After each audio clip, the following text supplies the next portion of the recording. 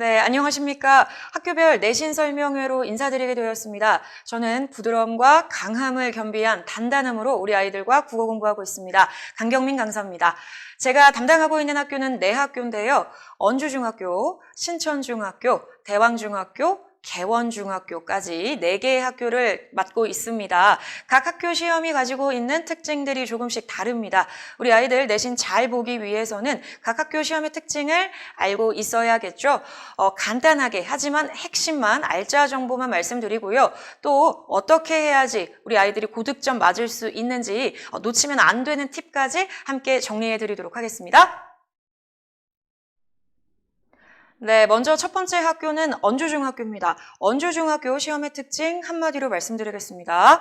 어렵습니다. 많이 어려워졌습니다. 제가 표를 하나 가지고 왔는데요. 20학년도와 21학년도의 성취 수준 비율을 이제 비교한 표입니다.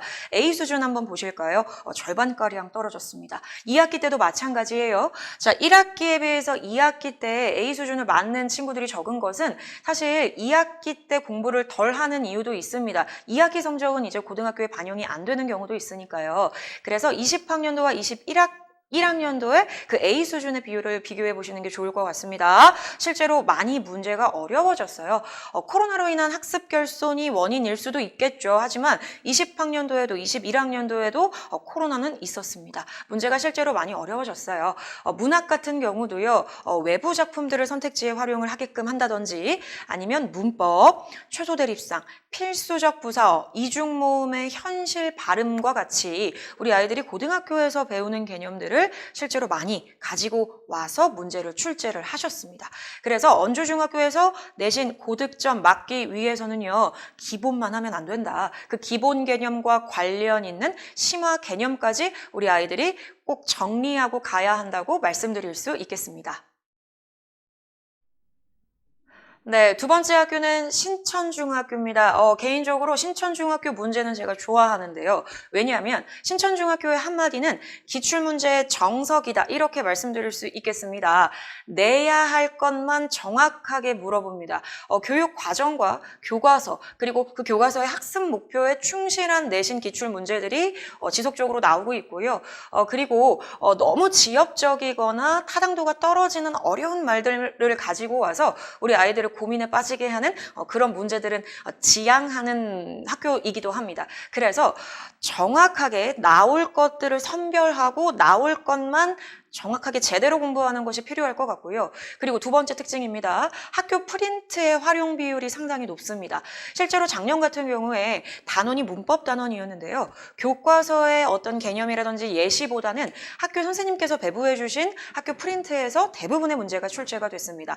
제가 한 문제 정도 가지고 왔는데요. 이런 문제는 어떤 문제였냐면 학교 프린트에서 맞는 표기와 맞지 않는 한글 맞춤법에 맞는 표기와 맞지 않는 표기들을 이렇게 실어놓은 프린트를 배부해 주셨어요. 그래서 그 프린트에 나와 있는 문제들을 가지고 예시를 가지고 이제 옳지 않은 것과 옳은 것을 골라봐라, 판별해봐라 라는 문제라고 확인되고요. 답이 모든 것이 옳지 않다였습니다. 이렇게 알아야 할 것은 정확하게 조금 끈질기게 물어보는 경향이 있습니다. 자, 신천중학교의 특징, 물어볼 것만 물어봅니다. 기출문제의 정석과 같은 어떤 스타일을 가지고 있고요. 그래서 나올 것은 제대로, 그리고 학교 프린트 꼼꼼하게 확인하도록 해야겠습니다. 네, 세 번째 학교는 대왕중학교입니다. 대왕중학교 시험의 특징은요. 85점은 쉽습니다. 하지만 100점은 어렵습니다.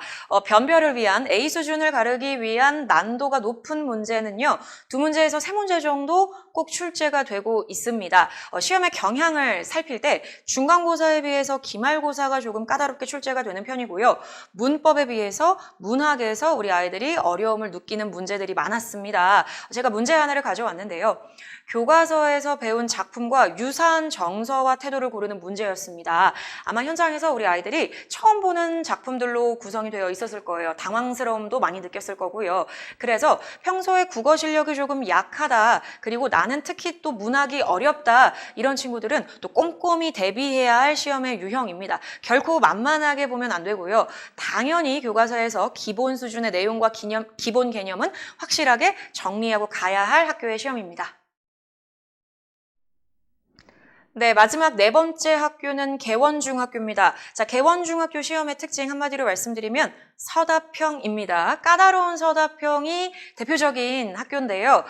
시험 문제의 형태를 보면 객관식과 서답형 혼합으로 구성되는 경우들도 있고요. 아니면 서답형 문제의 비중이 조금 늘어나는 해도 있었습니다. 올해는요, 서답형의 문제 비율이 상당히 많이 올라갈 것으로 예상이 되고요. 서답형의 문제의 어떤 조건들과 배점을 좀 제가 간단하게 적어뒀습니다. 보통 5문항에서 6문항 정도 출제가 됐었는데요.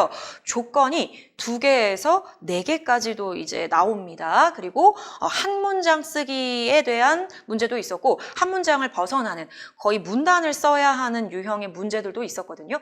그래서 이 서답형을 잘 대비하고 서답형에서의 감점을 줄이는 것이 개원중학교의 핵심이라고 볼 수 있겠습니다. 서답형은요, 외운다고 끝나지는 않아요. 쓰는 연습을 무조건 해야 되거든요. 그래서 3, 4주 차에 개원중학교 서술형을 대비할 수 있는 쓰기 시간 꼭 갖고 있다고 말씀드릴 수 있겠고요. 따로 시험 준비하는 친구들도요, 이 서답형을 대비하기 위해서는 무조건 써보는 연습 꼭 하고 가셔야 되는 학교입니다.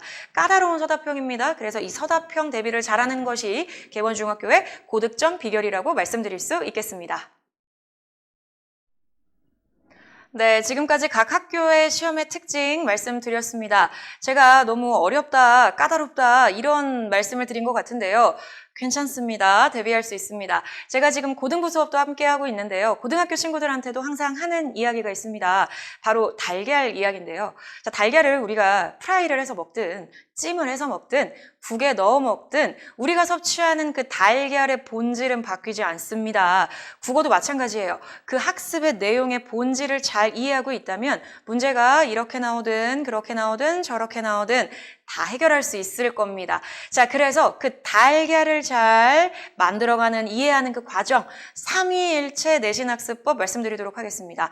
자, 먼저 첫째, 수업입니다. 자, 내신 시험은요, 알고 계시다시피 시험 범위가 정해진 시험입니다. 그래서 우리 아이들이 암기하는 것이 진짜 중요합니다. 그런데 암기가 잘 되려면 이해가 선행되어야 하는 것은 당연하겠죠. 그 이해를 제가 담당하겠습니다. 수업 준비 열심히 해서 우리 아이들 누락되는 학습 내용 없도록 꼼꼼하게 제대로 열심히 이해시키도록 하겠습니다. 우리 아이들 학원 올 때 반짝반짝한 눈빛을 장착하고 등원하면 되겠습니다.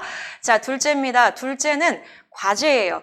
지금 저랑 수업하면서 잘 이해한 내용들을 그냥 넘어가면 안 됩니다. 우리 아이들 익히는 과정, 스스로 이해하고 익히는 과정이 한 번 더 필요해요. 암기가 중요하니까요. 그래서 매주 일정한 양의 과제가 나갈 겁니다. 하지만 4주간의 단기간의 싸움이다 보니까 그 양이 조금 많을 수 있어요. 하지만 과제에 빠지는 부분 없이 열심히 우리 아이들 움직여 주셔야 합니다. 자, 그리고 셋째. 테스트입니다. 이 테스트를 위해서 과제가 중요하기도 한 건데요. 매주 자체 테스트지를 가지고 제가 만든 자체 테스트지를 가지고 우리 아이들 시험 볼 겁니다. 그 주에 수업 시간에 배웠던 모든 내용은 이제 시험 범위가 되는 거고요.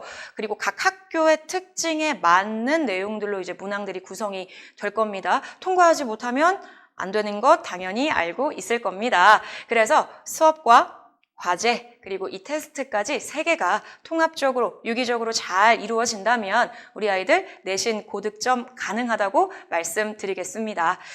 저는 열심히 할 준비가 되어 있습니다. 4주 동안 최선을 다해서 우리 아이들 이끌도록 하겠습니다. 감사합니다.